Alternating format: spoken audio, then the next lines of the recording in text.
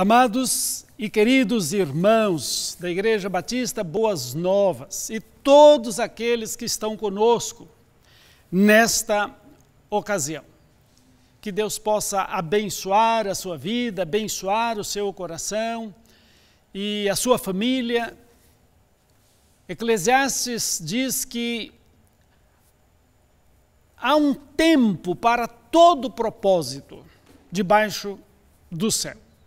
Então, eu creio que o momento que nós estamos vivendo é tempo de conforto, é tempo de consolo do povo de Deus.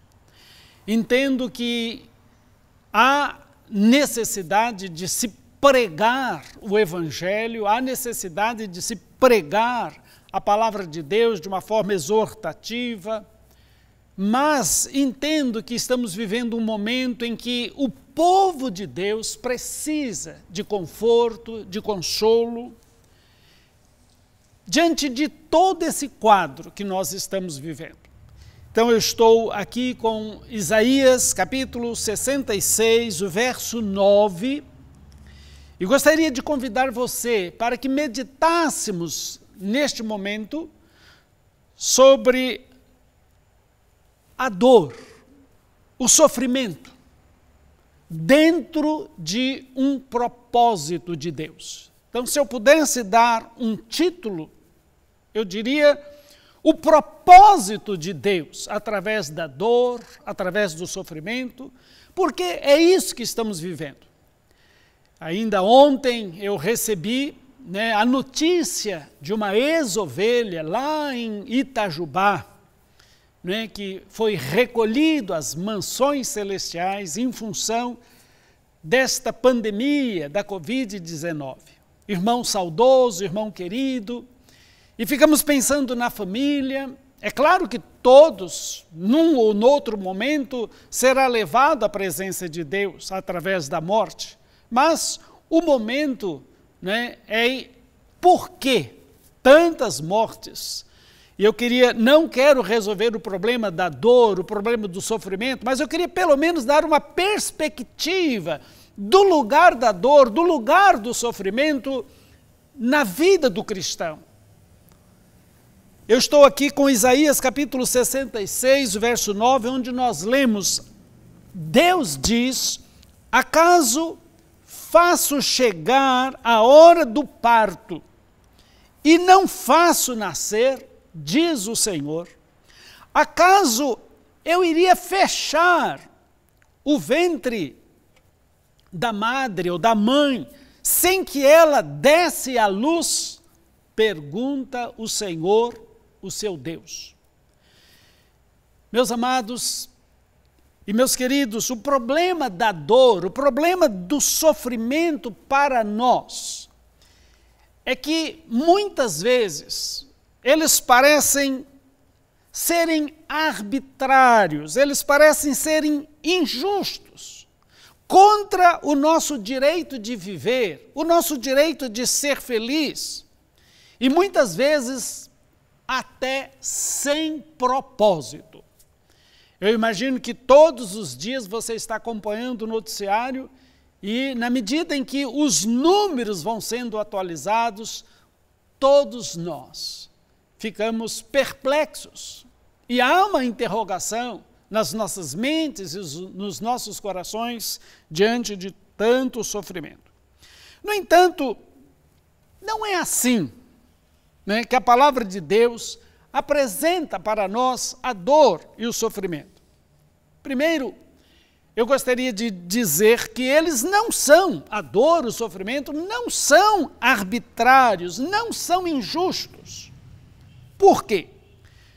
Porque pelo texto nós podemos observar Deus aqui neste capítulo 66, ele está fazendo uma retrospectiva da nação de Israel, de todo aquele tempo de dureza de coração, todo o sofrimento pelos quais aquela nação passou, e Deus então convida a nação agora a olhar para frente, tanto é que o título do capítulo é Julgamento e Esperança. E esperança.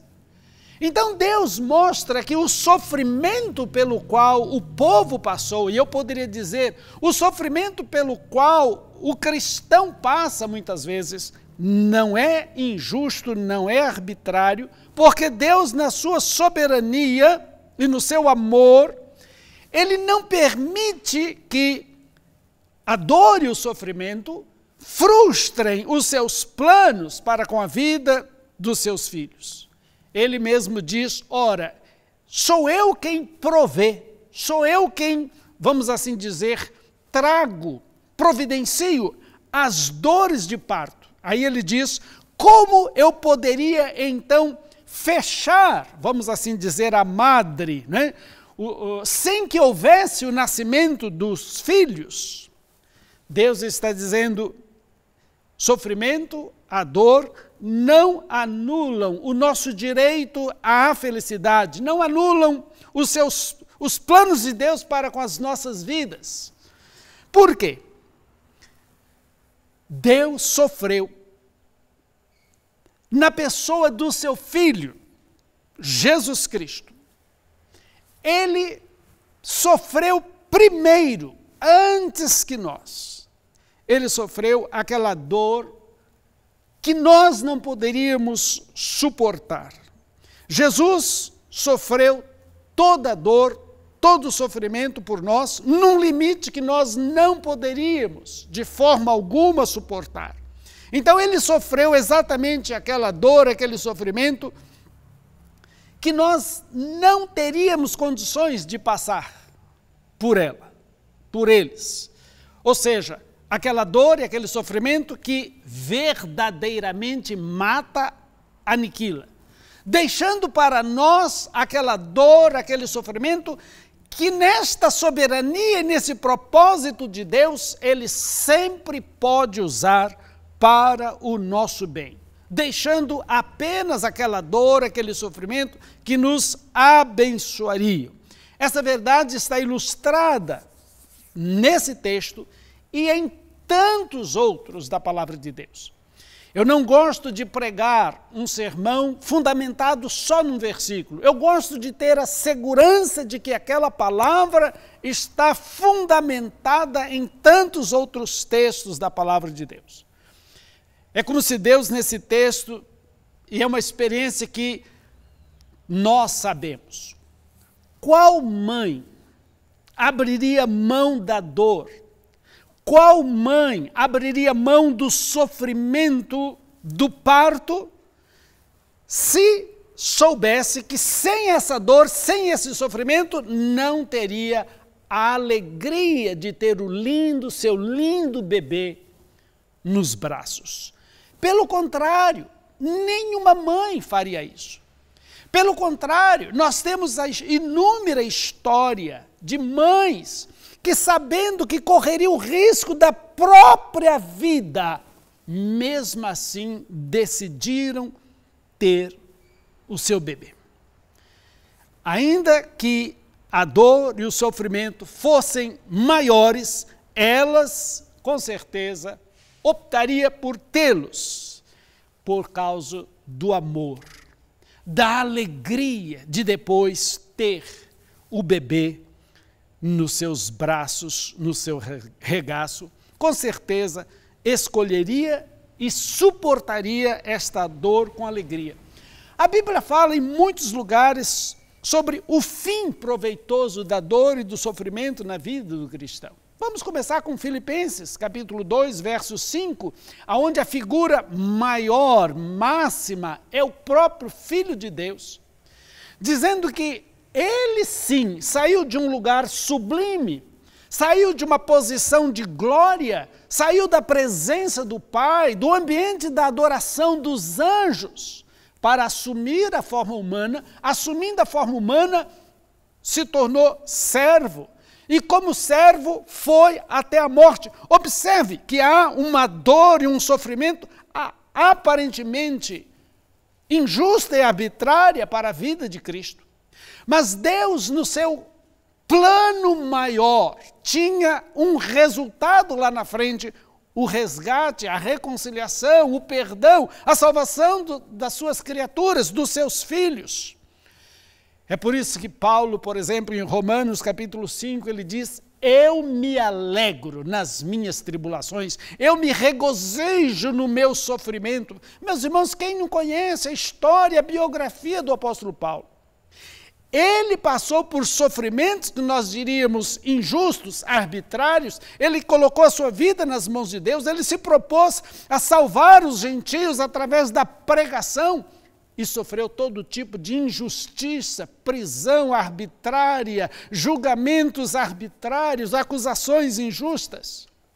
E aí na sua carta aos Coríntios, no capítulo 4, segunda carta, no capítulo 4, a partir do verso 7, é por isso que ele vai dizer que Deus colocou esse tesouro, ou seja, todo esse conteúdo maravilhoso da nossa salvação, essa tão grande salvação, como diz o escritor de Hebreus, ele colocou num vaso de barro, que é o nosso corpo, e esse corpo, então, está sujeito a todo tipo de sofrimento e dor.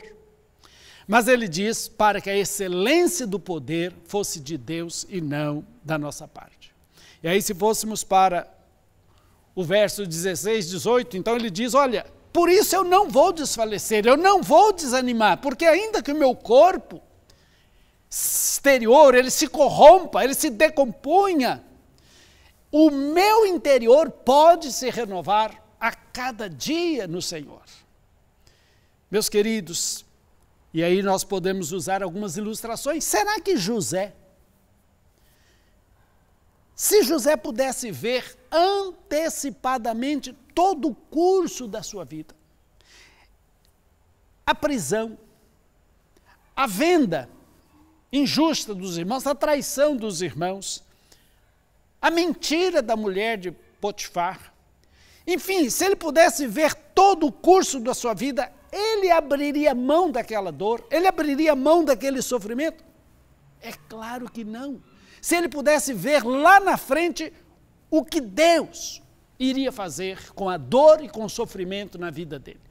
Meu querido, meu amado, eu queria convidar você nesta manhã, neste momento de celebração, eu queria convidar você a pensar desta forma. José sofria todo tipo de dor, todo tipo de sofrimento. Ele não sabia o que estava lá na frente, mas nós, pela graça de Deus, sabemos que há um Deus que nos ama, que tem um propósito bom em todas as coisas. Será que ele acharia que Deus estava sendo injusto, arbitrário, roubando-lhe algo? Claro que não. Algo de valor? Jó. Será que Jó abriria mão das suas perdas, das suas feridas, das suas chagas, da sua depressão, do seu tormento, se ele desconfiasse que lá na frente ele ia ter aquele momento? Eu conhecia Deus de ouvir, mas agora eu vejo, os meus olhos contemplam. Foi Jó que nos deixou expressões extraordinárias, como por exemplo, ainda que Deus me mate, esperarei nele. Eu sei que o meu Redentor vive. Meu querido, ele não sabia de nada o que estava acontecendo, mas Deus estava com um propósito extraordinário, bom para a vida dele. Isaías, que foi cerrado ao meio, ele abriria mão do sofrimento se olhasse para a frente dos séculos e pudesse ver o resultado do seu ministério na vida da nação. Jeremias, que pregou 40 anos para um povo rebelde que não ouviu uma só palavra, mas depois se transforma no profeta que realmente restaurou a nação, quando a nação olhou para trás e começou então a pensar nas suas profecias. Aquilo salvou a nação lá na Babilônia. Meu querido, nós estamos agora num momento de sofrimento, num momento de dor, mas nós podemos olhar para frente e saber, há um Deus que conduz a história, há um Deus que está com a minha vida nas mãos dele. E nós poderíamos falar de Daniel, Estevão, Tiago, Paulo, Silas, Pedro. Há uma grande questão na dor, que aí eu quero novamente voltar ao texto de Isaías, é que ela não seja resultado da ira de Deus. É que ela não seja resultado do nosso pecado. Estou aqui com o mesmo capítulo, né? E aí nós temos, mas aquele que sacrifica um boi é como quem mata um homem. Aquele que sacrifica um cordeiro é quem quebra o pescoço de um cachorro. Aquele que faz oferta de cereal é como quem apresenta sangue de porco. E aquele que queima incenso memorial é como quem adora um ídolo. Eles escolheram os seus caminhos e suas almas têm prazer em práticas detestáveis. Por isso também escolherei um duro tratamento para eles e trarei sobre eles o que eles temem, pois eu chamei e ninguém respondeu, falei e ninguém deu ouvidos, fizeram diante de mim, escolheram o que me desagrada. Olha só, este é o capítulo que logo lá na frente Deus vai trazer essa palavra de esperança. Mas ele está relembrando que houve momentos na vida do povo em que o povo deu as costas para Deus. Querido, eu não quero, meus queridos, eu não quero aqui entrar nessa questão porque ela é muito delicada para tratar num simples sermão. E eu também não vou dizer que todo sofrimento é fruto do pecado, porque não é. Mas a única coisa que eu posso afirmar é que nós precisamos vigiar para que o nosso sofrimento, a nossa dor, não seja consequência do pecado, como era o caso dali da nação de Israel. Fora disso, sigamos em frente. Por exemplo, há uma profunda diferença entre a dor dos egípcios que sofreram aquelas perdas físicas, materiais, morais, religiosas, com a libertação dos hebreus, e a dor, o sofrimento daqueles milhares e milhares de hebreus que durante 400 anos sofreram injustamente, impiedosamente, na mão dos seus algozes, dos seus malfeitores. Há uma diferença. A dor e o sofrimento daqueles que foram, por causa da intervenção de Deus, geraram só morte. Mas a dor e o sofrimento daqueles que por 400 anos olhavam para frente, para a promessa de Deus, esperando o libertador, essa dor, esse sofrimento, geraram vida para eles e seus irmãos do futuro. Com o seu sofrimento, com as suas mortes, estavam regando, fertilizando o caminho da salvação dos seus irmãos lá na frente. Meus queridos, há uma grande diferença entre a dor e o sofrimento daqueles judeus que morreram 40 anos no deserto. E há uma diferença entre a dor daqueles que morreram lutando na conquista de Canaã. Você consegue entender isso? Da terra prometida? A Bíblia coloca aqueles que morreram os 40 anos no deserto, a Bíblia coloca como exemplo de uma geração rebelde, exemplo de uma geração dura, de incredulidade. Já enquanto esses são colocados como heróis da fé. Aqueles que morreram na conquista de Canaã foram colocados como heróis da fé. Há uma grande diferença entre a dor e o sofrimento da morte de Ananias e Safira. Sim, Estevão, Tiago, Pedro, Paulo. Há uma diferença entre a dor desses personagens. Ananias e Safira morreram como exemplos de rebeldia, incredulidade, enquanto esses de fé, obediência, mártires. E aí vamos para o Apocalipse e vamos encontrar o quê? As vozes dos mártires ali, na presença de Deus e Deus ouvindo. Como que as suas mortes geraram uma espécie de crédito em favor do povo de Deus. Queridos, eu gostaria que, neste momento de celebração, nós deixássemos o Espírito Santo acalmar, tranquilizar, diante dessa pandemia, diante desse sofrimento que passa a nossa nação, passa muitos dos nossos irmãos, inclusive. E aí eu quero concluir. Há dor, há sofrimento na sua vida? Ande pela fé. Se cremos que Deus é amor, justiça, fiel, então podemos caminhar tranquilos, apesar da dor, porque ela nunca é injusta para os filhos de Deus, ela nunca é arbitrária para os filhos de Deus, ela nunca permitirá que os planos de Deus se frustrem na vida dos seus filhos por causa desses ataques ou por causa do sofrimento. Sim, queridos, você pode caminhar tranquilo, apesar da dor, porque através da fé poderemos ser calmos e tranquilos, como os rios, sim, que enfrentam subidas, descidas, curvas, rochas, pedras pelo caminho, mas ao final encontram o descanso no grande mar. Deus é chamado Deus do órfão, Deus da viúva.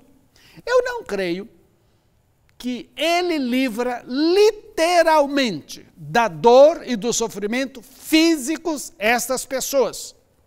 Assim como também não livra aquele que tem pais, aquela que tem marido, né? Por quê? Isso está dentro de um propósito maior de Deus. No mundo tereis aflições. Deus não faz uma linha divisória, justo e injusto, né? Todos nós estamos, a dor e o sofrimento são inerentes à experiência humana. Mas agora eu quero dizer sim, que na vida do cristão há uma diferença, porque há uma soberania de Deus trabalhando a favor do cristão. E aí eu posso dizer com garantia. Sempre eu lembro de algumas ovelhas. E eu, por exemplo, quando cheguei a Pouso Alegre, eu lembro, por exemplo, da irmã Filomena, eu lembro, por exemplo, da irmã Doraci, eu lembro, por exemplo, da irmã Ayrton, eram 3 viúvas. Lembro da irmã Fátima, que tinham seus filhinhos pobres, mas através dessas décadas eu pude ver que todos se transformaram em homens de bem, empresários, vitoriosos, e aquelas mães pobres, nada impediu que o propósito de Deus se consumasse na vida daquelas filhas. Então, Deus é o Deus do órfão, Deus da viúva? Sim. Porque quando nós aceitamos, e eram mulheres alegres, felizes, viviam no contentamento. Querido, eu creio que aqueles que se apegam a Deus experimentam essa provisão sobrenatural da sua graça, quando chega esse momento de dor, esse momento de sofrimento. E aí você pode experimentar na sua vida o que está lá em Isaías 43. Quando passarem pelas águas, elas não te afogarão. Quando passarem pelos rios, eles não te submergirão. Quando passarem pelo fogo, a sua chama não arderá em ti, não te queimará. Sim, são promessas de Deus. No sofrimento do cristão, há uma intervenção divina que o transforma em algo absolutamente abençoador. É para você essas promessas. A dor em sua vida, ela não é injusta, ela não é arbitrária, ela não pode roubar a sua paz, a sua felicidade, já que Deus pode usá-la para o seu bem. Eu gosto de Jeremias 29:11, quando o povo está saindo para o cativeiro e Deus diz: eu sei os planos que eu tenho a respeito de vocês. Eles estão indo para o sofrimento, eles estão indo para 70 anos de cativeiro. E Deus diz: eu tenho planos bons, planos de paz, planos de os fazer prosperar. Querido, esse é o lugar do sofrimento, da dor na vida do cristão. Sim, só não pode ser a dor, o sofrimento, como consequência do pecado, da desobediência, da rebeldia à palavra de Deus. Mas se não há esta questão, louve, glorifique. Sem os 400 anos no Egito, não haveria Canaã. Sem os 70 anos da Babilônia, não haveria o Messias. Sem a dor de Cristo, não haveria salvação. A dor, para o crente, é como o casulo, túmulo para a lagarta, berço da borboleta. Nossa dor não é apenas a nossa identificação com Cristo e com o seu sofrimento, mas também a nossa dor nos identifica com a sua ressurreição, com a sua glória. A dor em sua vida Ande pela fé. Ande pela fé. Ela não é injusta, não é arbitrária. Você não entende a dor? Pense nas palavras de Jesus. O que eu faço, você não entende agora. Entenderá depois. Pense nas palavras de Deuteronômio 29, 29. As coisas encobertas são para o Senhor nosso Deus, porém as reveladas são para nós, para os nossos filhos, para que as cumpramos. Então se alegre, meu querido, pois em ti repousa o Espírito de Cristo, como disse Pedro. Há sofrimento, há dor, então em ti repousa o sofrimento de Cristo. Ande pela fé, no amor, na justiça, na obra de Cristo por você. Atente para as coisas que não se veem, para as coisas que nós estamos esperando em Deus. A fé transforma as promessas de Deus em realidades palpáveis. Aquilo que era apenas possibilidade, pela fé, se transforma em realidade palpável. Porventura faço chegar a hora do parto e não faço a criança nascer, assim diz o Senhor. Se há dor, se há sofrimento, há um propósito da parte de Deus. Vamos orar? Pai, eu sei que este é um momento especial na vida da nossa nação. É um momento especial na vida da nossa igreja, do teu povo espalhado pelo Brasil, pela face da terra, já que essa pandemia tem, Senhor, atingido todas as nações. Pai, que os cristãos, os teus filhos, andem com um coração calmo e tranquilo, seguro, sereno, sabendo que há um Deus que trabalha a nosso favor, independentemente das circunstâncias. Visite cada um neste momento com esta palavra. Eu que trago a dor de parto, dou à mãe a alegria de ter o bebê no colo. Pai, que cada um que sofre, que cada um que passa por um momento de dor, possa ter essa convicção. Lá na frente vai haver um momento de alegria vindo da tua parte para cada um de nós. Oramos no nome de Jesus.